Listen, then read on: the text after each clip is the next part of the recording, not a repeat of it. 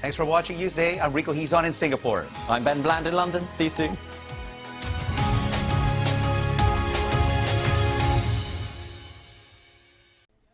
Fascinating stuff there.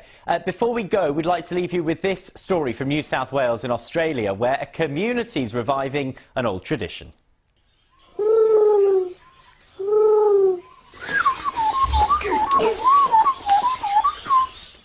This is the Boondah Bird Olympics, a friendly competition between several small schools.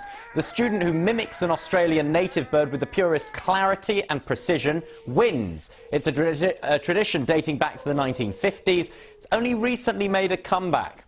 Rico, how's your bird call? How does it sound? That's very impressive. I've been practicing mine. Have a listen, have a listen. That's Tweety Pie. What's yours?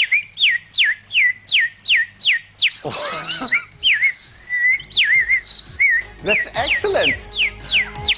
Can we cut the sound now? Can we cut the sound? That was with a little help with my friends on the sound desk. Rico, good to see you, and thank you for watching. I'm Ben in London. We'll see you soon.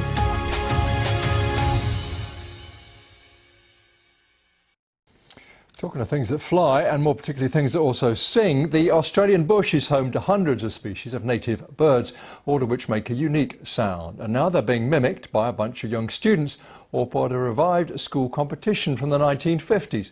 Freya Cole has the story.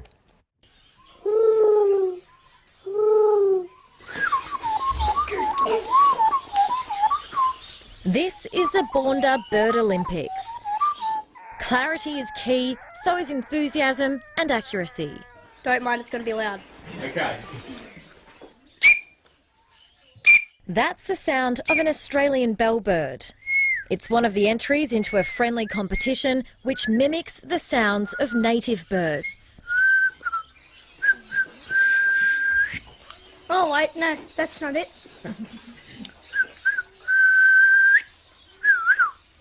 These students live in the far south coast of New South Wales in the Bega Valley, where the noble art of bird calling is being revived.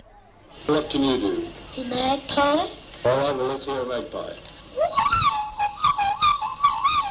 It's a local tradition which dates back to the 1950s and 60s, but it's only recently been brought back to life. These men are former bird calling school champions and now have the important job of mentoring the next generation. That was a familiar cackle of the kookaburra, followed by a fan-tailed cuckoo. The winner automatically becomes a local hero, but no matter the outcome, they're all winners, and the birds think so too. Freya Cole, BBC News. I think we need more on this. Let's speak to Doug Record, organiser of the competition. He's joining us now from Boondah National Park Education Centre. Tell us more about this. Why did you go back to it? Because it's a revival, basically, isn't it? That's right, Mike. Look, it's just a wonderful story that this was a big thing in Australia in the 1950s. There was an organisation called the Gould League, which encouraged students to love birds and respect birds, and this bird calling competition was statewide. It was a big thing, a big deal at the time, and some of our local schools were very, very active in that area. And the great thing is that the older people now who are our judges were those school students of the past, and they just loved seeing the circle of life, if you like, with the kids coming in to do the bird calling. And I suppose you were relying on local media, local journalists to spread the word. They were certainly very helpful to us in pulling together the pictures of all this.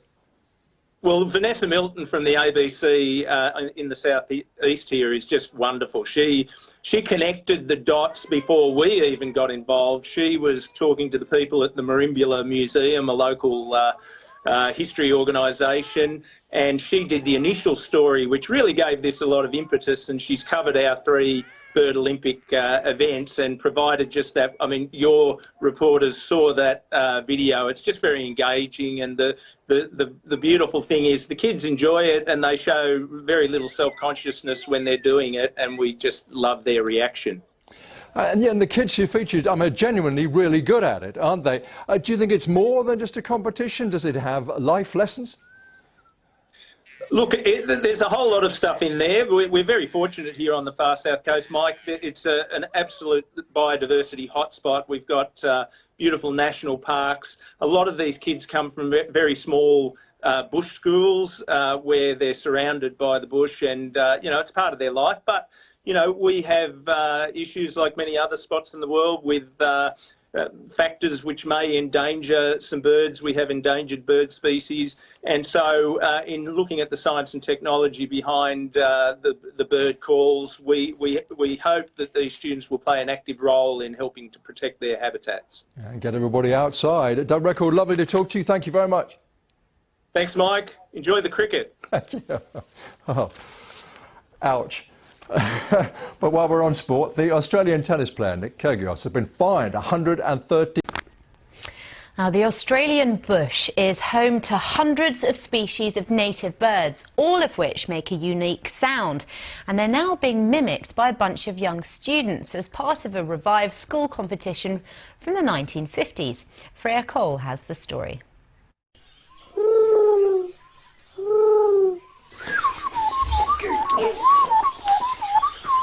This is a Boonda Bird Olympics. Clarity is key, so is enthusiasm and accuracy. Don't mind, it's going to be loud. Okay. That's the sound of an Australian bellbird. It's one of the entries into a friendly competition which mimics the sounds of native birds. Oh, wait, no, that's not it.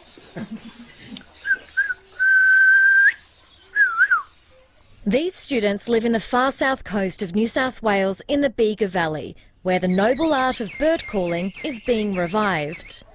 What can you do? A magpie? All right, well, let's hear a magpie. It's a local tradition which dates back to the 1950s and 60s, but it's only recently been brought back to life. These men are former bird calling school champions and now have the important job of mentoring the next generation. That was a familiar cackle of the kookaburra, followed by a fan-tailed cuckoo. The winner automatically becomes a local hero, but no matter the outcome, they're all winners, and the birds think so too. Freya Cole, BBC News. They're not bad, are they? I think they're quite good. I couldn't pick a winner, though. Let me know what you think about our talking point today. Facial recognition cameras in London are going to be investigated by the UK Data and Privacy Watchdog. The reason? Well, partly because we don't know how long the system in a public area has been operating, nor how many cameras are involved. I want to know where you stand on this issue. Is it a good thing? Is it a bad thing? Get in touch with me on Twitter. I'm at VFritzNews. The hashtag is BBC The Briefing. Just some of your thoughts